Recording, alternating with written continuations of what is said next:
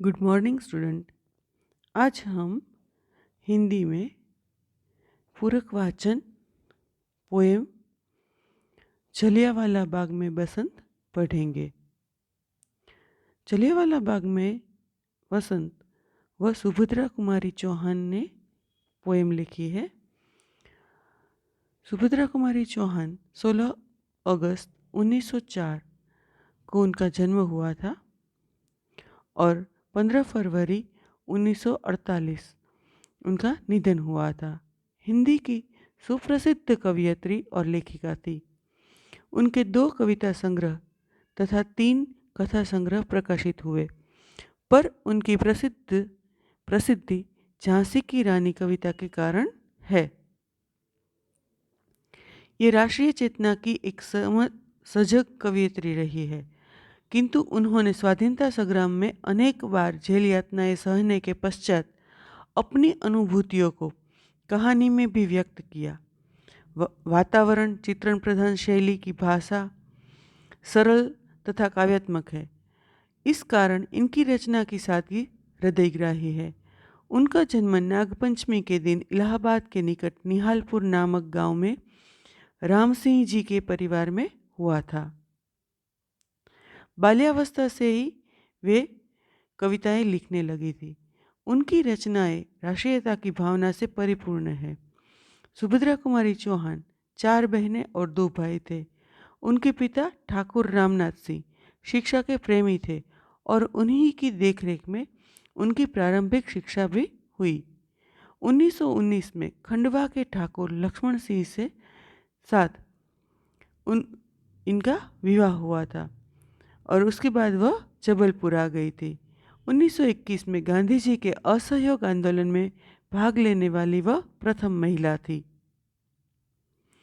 वे 2 बार jail भी गई थी। सुभद्रा कुमारी चौहान की जीवनी इनकी पुत्री सुधा चौहान ने मिला तेज से तेज नामक पुस्तक में लिखी है। इसे हंस प्रकाशन इलाहाबाद ने प्रकाशित किया है। वे एक रचनाकार होने के साथ साथ स्वाधीनता संग्राम की सेनानी भी थी। डॉक्टर मंगला अनुजा की पुस्तक सुभद्रा कुमारी चौहान उनके साहित्यिक व स्वाधीनता संघर्ष के जीवन पर प्रकाश डालती है। साथ ही स्वाधीनता आंदोलन में उनकी कविता के जरिए नेतृत्व को भी रेखांकित करती है। वे 2 बार जेल गई थी। बिखरे मोती उनका पहला कहानी संग्रह है। इसमें भग्नावेश, होली, पापी पेट, मछली रानी, परिवर्तन, दृष्टिकोण, कदम के फूल, किस्मत, मछुए की बेटी, एकादशी, आहुति, थाती, अमराय, अनुरोध व ग्रामीणा कुल 15 कहानियाँ हैं। इन कहानियों की भाषा सरल बोलचाल की भाषा है। अधिकांश कहानियाँ नारी विमर्श पर केंद्रित है। उन्मादिनी शीर्षक से उनका दूसरा कथा संग्रह 1934 में छपा। इसमें उन्मादिनी, असमंजस, अभियुक्ति, सोने की कंठी, नारी हृदय, पवित्र ईर्ष्या, अंगूठी की खोज, चढ़ा दिमाग व वेश्या की लड़की कुल 9 कहानियाँ हैं। इन सब कहानियों का मुख्य स्वर पारिवारिक एवं सामाजिक परिदृश्य ही है। सीधे साधे चित्र सुभद्रा कुमारी चौहान का तीसरा व अंतिम कथा संग्रह है।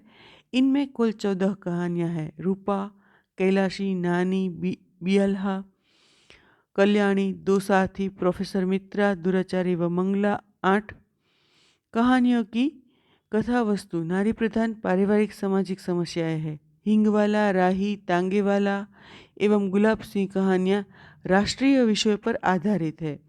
सुभद्रा कुमारी चौहान ने कुल 46 कहानियाँ लिखी और अपनी व्यापक कथा दृष्टि से एक अति लोकप्रिय कथाकार के रूप में हिंदी साहित्य जगत में सुप्रतिष्ठित है। भारतीय तटरक्षक सेना ने 28 अप्रैल 2006 को सुभद्रा कुमारी चौहान की राष्ट्रप्रेम की भावना को सम्मानित करने के लिए नए नियुक्त एक तटरक्षक जहाज को सुभद्रा कुमारी चौहान का नाम दिया है। भारतीय डाकतार विभाग ने 6 अगस्त 1976 को सुभद्रा कुमारी चौहान के सम्मान में 25 पैसे का एक डाक टिकट जारी किया है। जो चित्र मैंने फर्स्ट स्लाइड में रखा है। जलियांवाला बाग में वसंत, जो हमारी पोएम है उसका नाम है जलियांवाला बाग में वसंत। प्रस्तुत कविता में कवयित्री सुभद्रा कुमारी चौहान ने भारत की निहत्थी और शांतिपूर्वक सभा कर रही जनता पर जलियांवाला बाग में अंग्रेज सरकार द्वारा गोली चलाने की मार्मिक कथा का वर्णन किया है। इस घटना से मर्माहत कवयित्री ने वहां वसंत से धीरे एवं शांति भाव से आने का आग्रह किया है। जलियांवाला बाग की घटना आपको पता है, जो जहाँ पर हजारों संख्या में स्त्री पुरुष बालक वृद्ध सभा कर रहे थे और इस निहत्थी जनता पर अंग्रेजों ने गोली चलवा दी थी। और इतनी सारी गोलियां थी कि वहाँ पे जो ज़मीन है, धरती है, वो खून से लाल हो गई थी। और जलियांवाला बाग में जो एक कुआं है उसमें इतने लोग मरे थे कि उनकी गिनती भी नहीं कर पाए थे। तो वो कवयित्री जो है वो जलियांवाला बाग में हुई इस घटना को, बहुत ही दर्दनाक घटना थी, उसके बारे में वर्णन किया है। और उन्होंने वसंत को शांतिपूर्वक आने और शहीदों के प्रति अपनी श्रद्धांजलि को व्यक्त करने के लिए कहा है। यहाँ कोकिला नहीं काक है शोर मचाते पोएम है।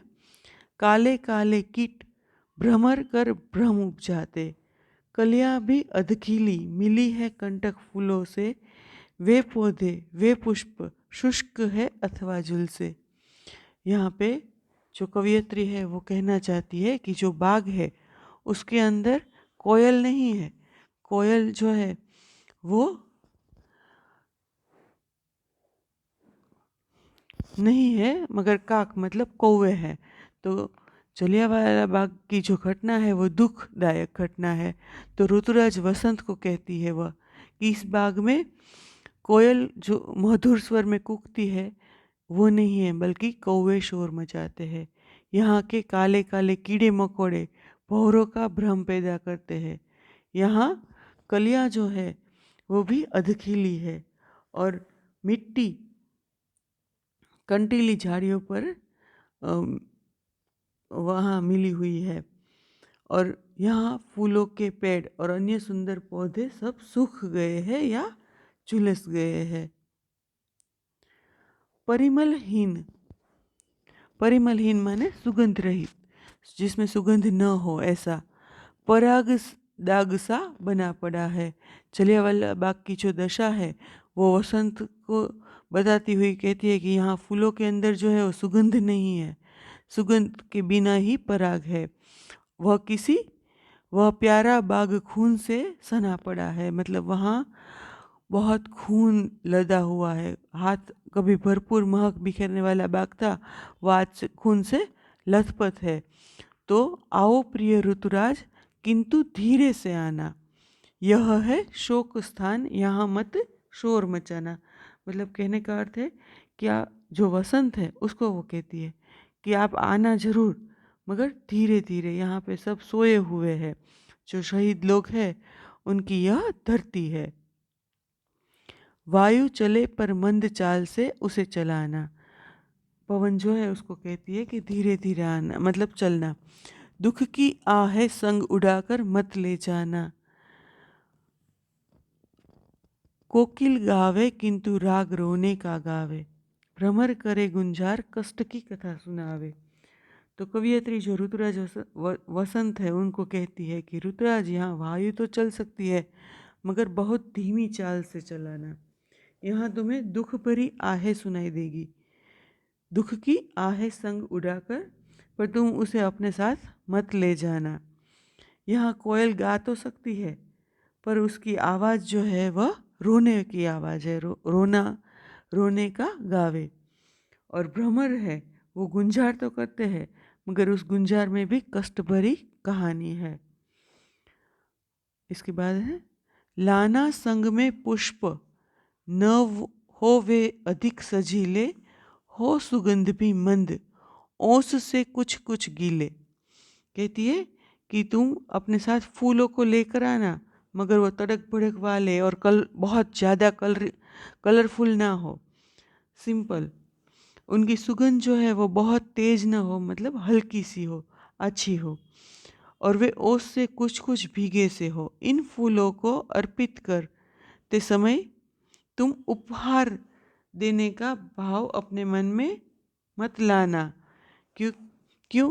क्योंकि वहाँ पर जो स्मृति है वो किन लोगों की है? जो मृतक है, जो शहीद हुए हैं उनकी है। तो वो शहीद हुए हैं उनके ऊपर, उनकी याद में थोड़े से फूल इधर उधर जरूर बिखरा देना। कवियत्री है वो बहुत ही अंदर से दुखी है कि जलियांवाला बाग में जो घटना घटी है, तो वो वसंत है। वसंत माने वसंत ऋतु। तो उनको कहती है कि आप यहाँ पे ज़रूर आना, मगर किस तरीके से आना? जैसे शहीदों को सम्मान दिया जाए। वहाँ शोर मत मचाना, वहाँ हंसी खुशी मत करना, मतलब वहाँ पे जो शहीद लोग सोए हुए हैं, तो उनका सम्मान जो है वो होना चाहिए, अपमान नहीं होना चाहिए। उसके बाद है कोमल बालक मरे यहाँ गोली खा खा कर। जो छोटे छोटे बच्चे थे, बूढ़े थे, और वो सब गोली खा खा कर वहाँ पर गिरे हुए हैं, मतलब वहाँ उनकी मृत्यु हुई है। कलियाँ उनके लिए गिराना थोड़ी लाकर, आशाओं से भरे हृदय भी छिन्न हुए हैं। वो बहुत दुखी है, तो कहती है छोटे छोटे बच्चे जो मारे गए हैं उनके लिए श्रद्धांजलि के लिए कुछ कलियाँ बिखरा देना। अंग्रेजों ने जो गोलियां चलाई, तब उस समय उन्होंने ना बच्चों को देखा ना बूढ़ों को देखा। बहुत सारी गोलियां बरसी थी उस टाइम पे, और बहुत सारे लोग भी